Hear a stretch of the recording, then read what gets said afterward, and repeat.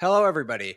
Thank you all so much for joining us on today's Think BRICS BRICSONOMICS show. My name is Ben Epstein, and I'm again really thrilled that you guys are going to be joining us here today.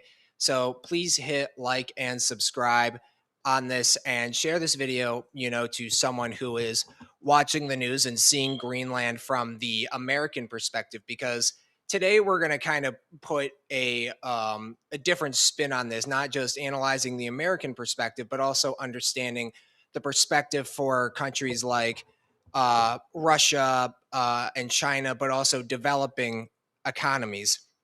So I want you guys to imagine for a second that you're sitting in some finance ministry office in Brasilia, or reviewing trade logistics in Mumbai, right? Like your day to day reality is consumed by these immediate inflation rates, these currency fluctuations, maybe the cost of a new concrete, or maybe the cost of concrete for a new port, of the price of imported wheat.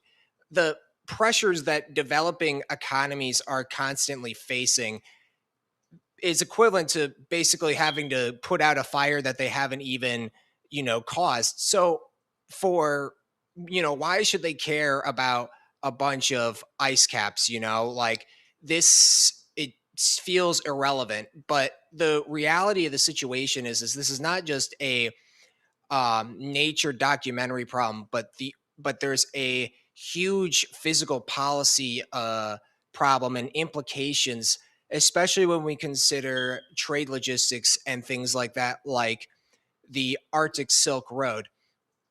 So, like, we tend to think of the poles as these, this domain for these adventure tourists or these climatologists, or frankly, just, very wealthy nations with nuclear icebreakers. But if you ignore the polar regions today, you're effectively looking or ignoring the future of global trade and sovereign debt.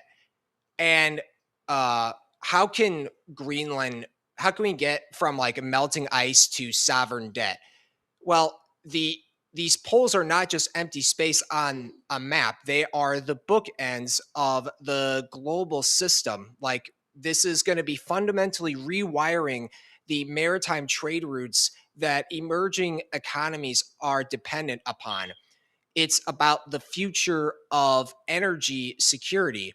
And perhaps more urgently, it's about a looming fiscal crisis for any nation that relies on revenue from traditional maritime choke points, like the Suez Canal, for example. So effectively, the ends of the earth are coming for the center of the global economy. And the geography of trade is going to fundamentally change because the planet is also fundamentally changing. And if you're planning for infrastructure, hypothetically, in a small coastal nation for 2030 or 2040, and you're literally planning it on a map that will be redrawn as you hit that deadline, like this. So for a lot of this research here, we're relying on, I'm using a combination of of China's Arctic policy white papers that are leading this Arctic Silk Road project, but also the text of Greenland's Self Government Act, you know, uh, documents about the Antarctic Treaty System, which will become important later on, but also the economic analysis on this so-called, Arctic Silk Road. So, um, we want to know for this, not just the sake of drama and power competition, but we want to see in terms of investment, like who's going to lose revenue and who's actually going to have a seat on the table for when these new rules are going to be rewritten. So let's start at the top of the world then. So, segment one, I would say, is the Arctic Road and the Polar Silk Road. When we talk about the Arctic being a trade road, the biggest mover and shaker here is going to be China. And looking at the map, you see that China is not really near the Arctic Circle in this case.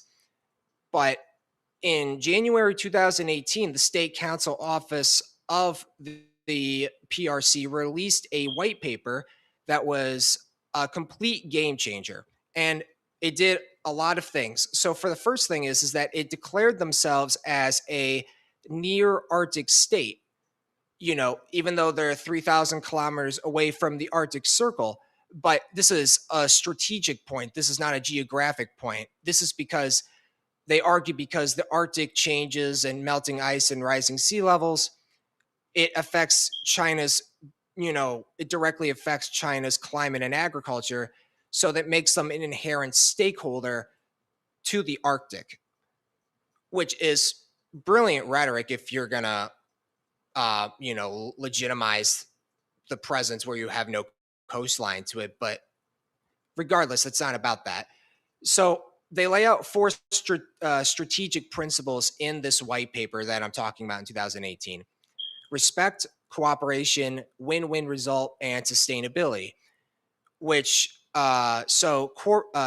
cooperation is going to be respect. The first step is the entry ticket to this. It's telling these Arctic nations that we respect your sovereignty, you know, allow us to invest and allow us to cooperate. And the cooperation is step two of this sort of mechanism that relies on the science and the investment. And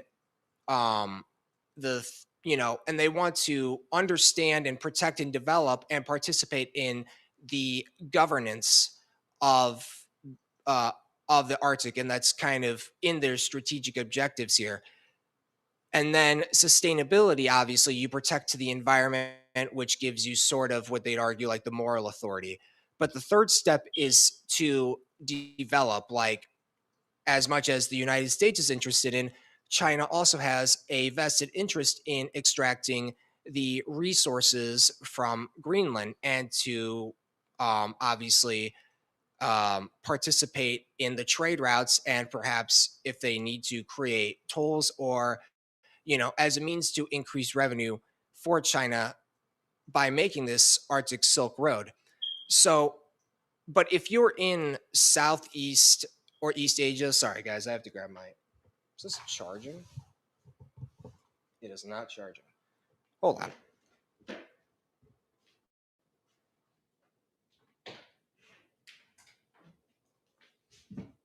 Okay, I think we're good.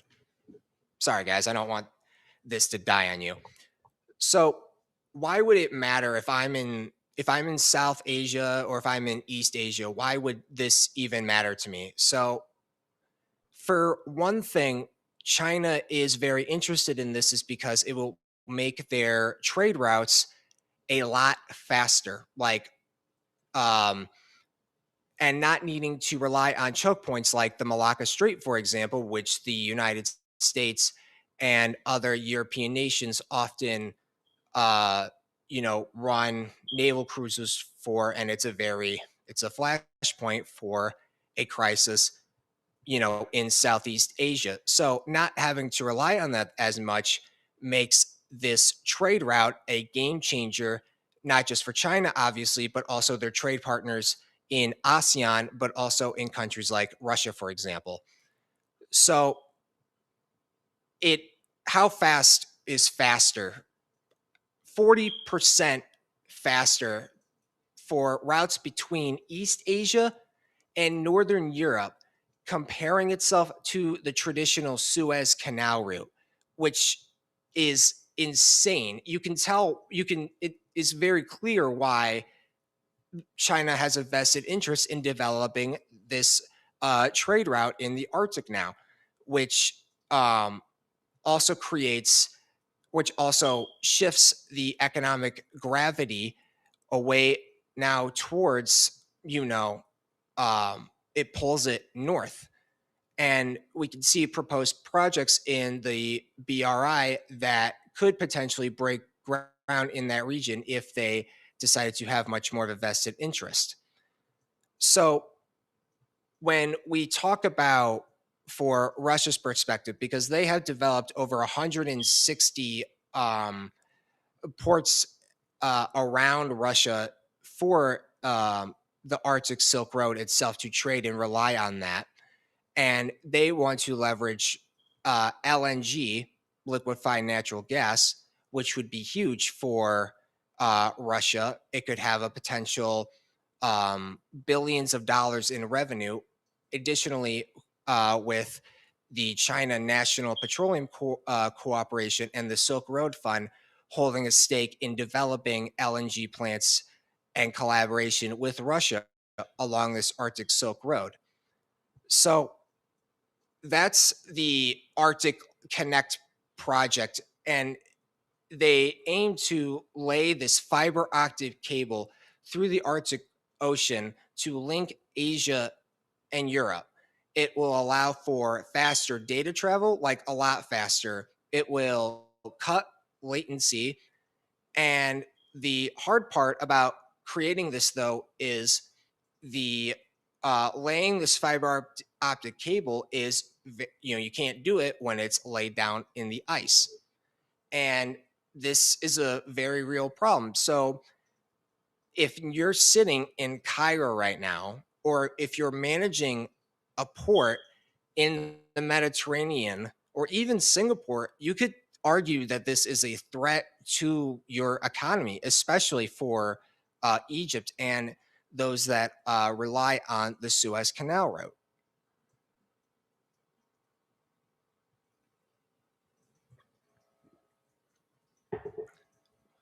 Sorry, guys. And when we talk about Egypt as a massive loser in this, in terms of their, if they if a lot of these countries rely less on the Suez Canal, it could take 15% of their foreign currency reserves, which would be a massive fiscal shock to the country. And it would completely alter the viability of these port expansion projects in the traditional route that they've had today. And especially considering how much debt that they are in right now, they cannot afford to have another hit to their economy, like losing a very popular trade route like like the Suez Canal. If you're borrowing money today to build a port in the Indian Ocean based off traffic projections for 2040, and you aren't factoring in this northern sea route, your projections are wrong completely. So for countries in the global south, the melting Arctic, or even just the fact that United States' interest in Greenland is not just an environmental concern, but it is a direct economic competitor to their development. So these routes obviously are going to need a lot more hardware, like ice class vessels, specialized logistical support, new kinds of port machinery, things that are built for the extreme cold. And emerging economies with strong shipbuilding sectors like Vietnam or potentially Brazil or India, for example, could pivot to supplying the hardware for this new frontier. And there's a chance that it could get on the ground floor. So the advice is, don't just watch the ice melt, watch where the orders and watch where the new ships are going, right? Like, you have to see the shift coming to capitalize on it. You don't want to be building Panamax vessels when the world wants ice class tankers. Like, so let's move let's move west towards North America and Europe in this case, to a massive island, Greenland. And let's talk about the geopolitics of Greenland, because it's arguably the world's most misunderstood asset. I think people recognize, they see all the videos about the rare earth minerals, and they just think about what President Trump said when he wanted to buy it, and the internet went wild with memes.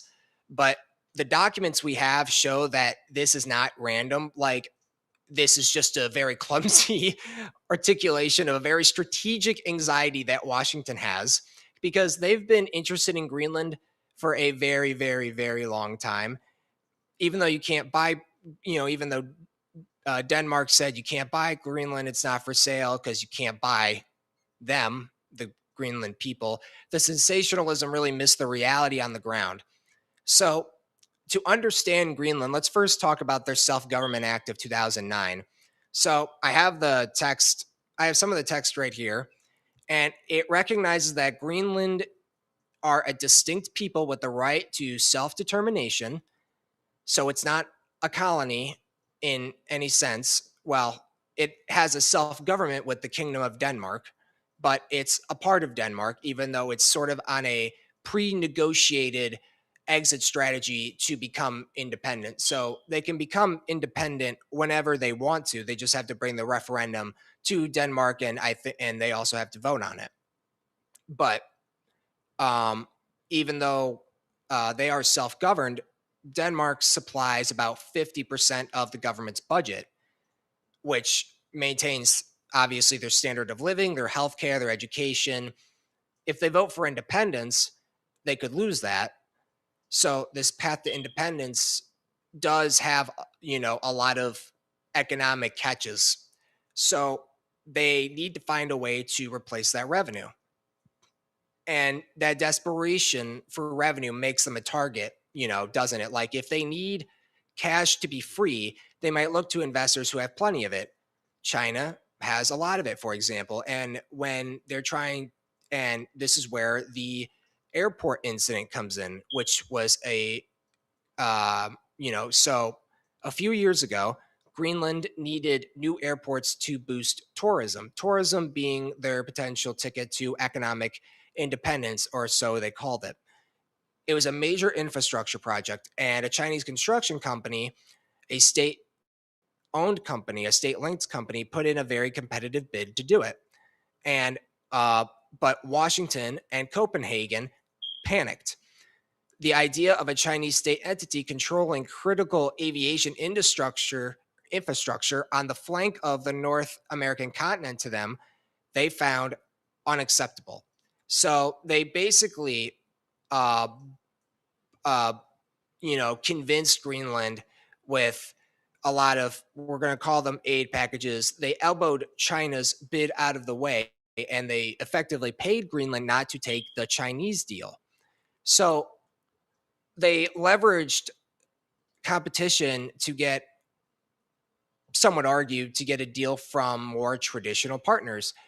They outbid the Chinese, right? Essentially using state subsidies to keep their infrastructure in Western hands by using aid packages and low interest loans. But um, when you actually look at the title of Greenland's foreign policy strategy for 2024, 2023, they are trying to be the drivers, not the passengers.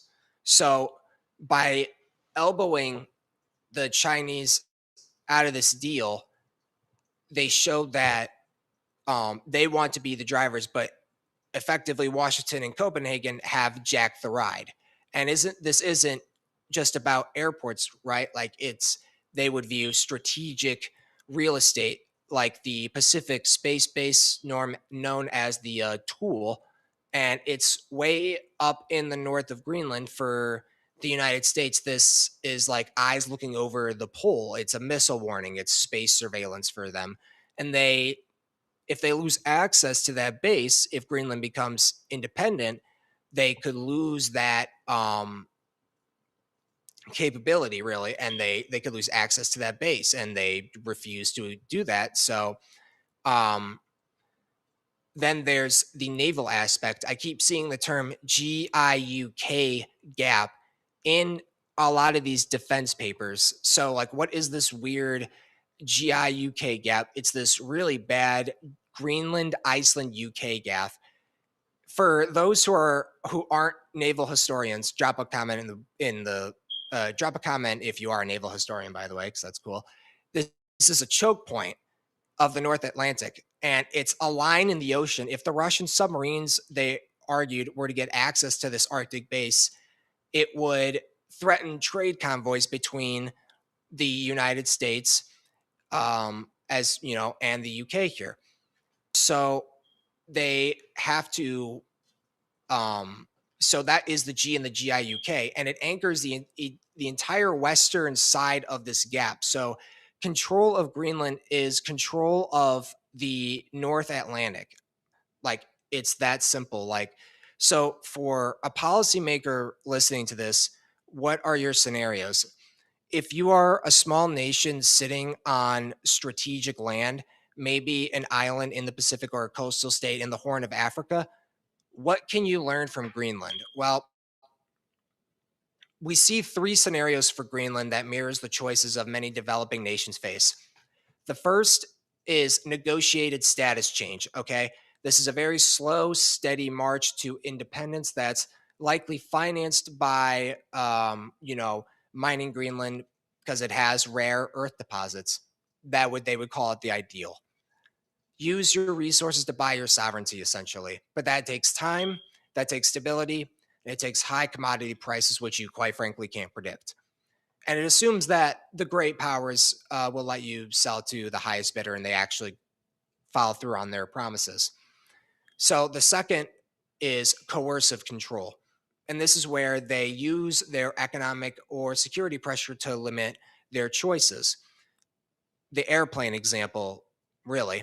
You can't use Huawei. You can't take that loan. You can't hire that contractor. When Greenland is faced with the airports, it's a loss of autonomy, even if you keep your flag. So you become sovereign in name only. And the third one is just status quo plus. And that is simply just heavy militarization being under the umbrella of a larger power. You could say Denmark, if you can call them that. Heavy military footprint of NATO. But that obviously is a major disaster if it goes that way. So this is a very high stakes poker game where your chips are your own land. Like, let's go very south, way south. On segment 3, we're going to talk today about the Antarctic Treaty and the 2048 myth. So if the Arctic is an actual highway, Antarctica is supposed to be a nature reserve, right? It's a continent for peace and for science. And that's the narrative, and it holds now. And based on the Antarctic governance system of 1959, it has these claims, or it has these pillars of peace, science, and frozen claims, where in Article 4 of their treaty, it has uh, claims to Antarctica has claims by itself, Argentina, Chile, UK, Australia, etc. 7 countries, overlapping claims, like a lot of them. So Article 4 says while this treaty is in force, no new claims can be made, and the existing claims are effectively put on ice. No one denies them, no one recognizes them either. It just puts everything on pause. So then it comes to the Madrid Protocol in 1991, which was sort of the environmental shield here. And the big part of this was Argosol 7, which was the mining ban. And the text just says any activity relating to mineral resources other than scientific research is prohibited. Ironclad, nothing around it, no loophole or anything. And but if you look, we can see like countries like Russia that is like cited in these documents stating that, Rosgo or Rosgeo, I said that so badly. They are conducting massive seismic surveys of the Antarctic shelf.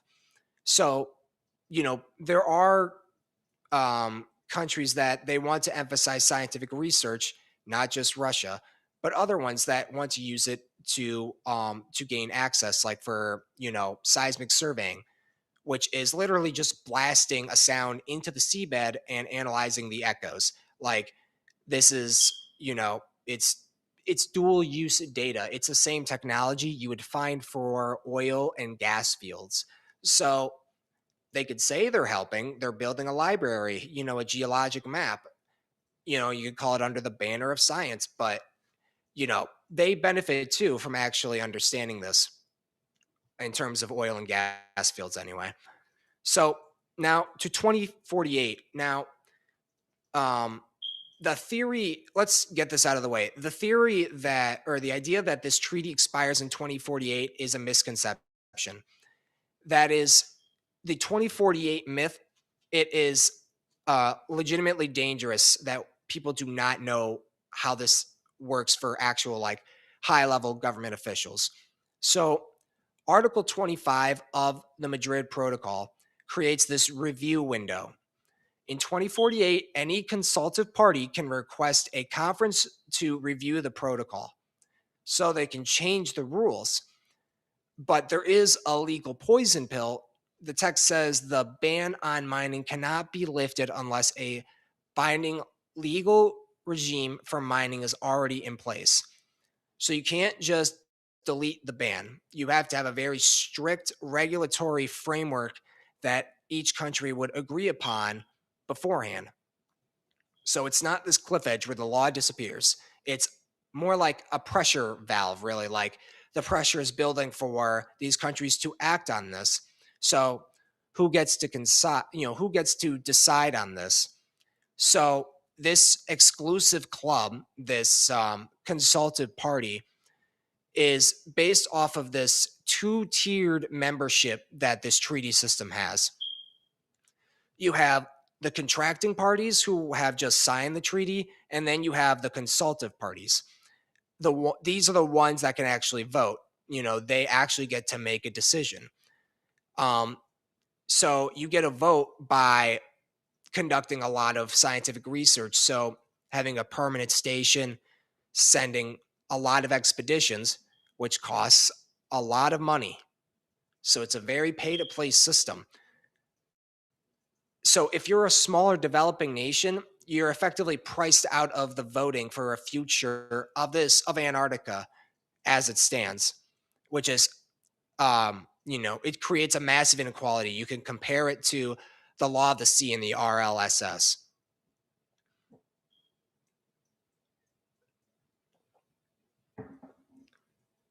Like the deep seabed in international waters is defined as the common heritage of mankind, right? Like if we mine the bottom of the Pacific, royalties are supposed to be shared with developing nations through the International Seabed Authority. But Antarctica is different. It is not common heritage. It's managed by this club. If the mining ban is ever lifted under the current system, the benefits will only flow to those with the technology and the stations, which are the rich ones, which makes this science loophole incredibly dangerous. So now, which is something that I think needs to be discussed more. So let's conclude this discussion with a little bit more about the geoeconomics and the strategy here. So let's start by connecting the poles. We have to have the Arctic opening up as a maritime highway and a resource frontier right now. We have Antarctica as a strategic reserve where big powers are positioning themselves for the next century. It's a single geoeconomic picture. The poles are both ends of the global system. If you're a policymaker, you're facing these asymmetries on both ends. In the Arctic, if you're an emerging nation, you're just an observer at best. And in the Antarctic, you are priced out of having a vote. So let's talk about like the distributional stakes here. We mentioned the diversification, risking the Suez Canal. But there's also obviously climate fiscal risk, which is the cruel irony in it. So melting the ice will open up, the Northern Sea Route, which will create billions of dollars in value for countries that maximize that route, potentially like China, Russia, Europe, the United States. Maybe, I don't know. It's is the same melting ice that's going to raise the pressures in like the Maldives and the Bangladesh or the Mekong Delta. So they're going to be facing this obviously an external or an externalized cost. So if I'm that official in Mumbai, if you know, if I'm an official in Brasilia, I'm writing a memo to the minister based on this deep dive, like what are the bullet points that we talked about right now in this discussion. He could break it down into defensive and long-term institutional moves. Defensively, short term, we they global South nations need to get in the room, apply for observer status in the Arctic Council. India and China have done this already. Singapore has done this. You need to know what regulations are being written about shipping standards and environmental codes because those will eventually affect your fleets too. You cannot afford to be outside that conversation. You can't let them set the standards without you on the domestic front. So, what's the move here? Like, how can we learn from like Greenland in this case? Codify self determination laws. If you have resource rich regions or strategic islands, ensure your legal frameworks are robust enough to handle that pressure from great powers who want to access your country for bases or whatever or ports. Strengthen your own sovereignty legally, which obviously Greenland has done, but I understand their pace given the economic costs of actually codifying their independence. You know, whatever the contract says, don't sign the deal until you know the implications. People at the end of the day are not going to know that even from looking at the contracts and the financing, even though the implications of this on sovereignty is very severe. And when we think about the long game, like Antarctica, um, where you can use science diplomacy or you can use researching and funding for the sake of hard power or soft power for influence on this consultative party. you know it buys the influence. So you can't, if it's a direct investment in your nation's future like a continent, if you can't afford a station alone, then I think it's time to build a BRICS coalition of aggregating this bargaining power. There needs to be a global South polar forum. Try saying that 10 times fast. Polar forum. And BRICS nations or the African Union pool resources to maintain joint African presence, a shared station even, that collects them this collective weight. It would spread the cost and it would multiply the voices for these countries. So instead of being priced out individually, I think we need to buy in collectively. Legally, they need to push for a common heritage argument too. They should be arguing now, but decades before 2048, that Antarctic bioprospecting, like the genetic resources found in the ice, and any future mineral resources must be treated like the deep sea bed.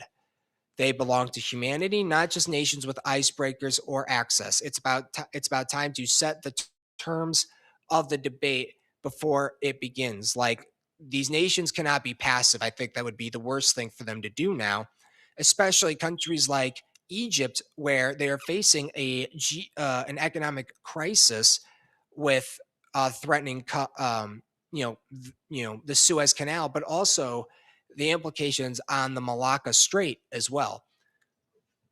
Greenland isn't just an island, it's a living case study in the tension between sovereignty, security, and masterclass negotiation between superpowers. And for one thing, Antarctica isn't just a park, it's a geopolitical waiting room with a very high entry fee. And the global south should do whatever it takes to pool its resources to get access, buy a ticket, whatever. So we cannot ignore these regions anymore. The rules of the next century of trade, resource extraction are being written in the polar regions today. If you aren't on the table, you're on the menu. So here's one more thought, for all of us to sort of meld over. We talk a lot about this so-called rules-based international order, but if the ice melts and those resources, we're talking trillions of dollars of oil and gas and minerals, do you really expect a rules-based order to hold by the ones that are running it only want access for themselves? Like, we define the in Antarctica as part of the global commons, but history is suggesting that commons tend to get enclosed as soon as they become valuable. So the question, I think, will the global south have the power to keep those gates open, or will they become locked out on the last frontiers on earth? And that, I think, should keep finance ministers awake at night based off these revelations. But I want to thank you all so much for listening to this deep dive about Greenland. Stay curious, stay informed. And as always, guys, I'll talk to you all next time.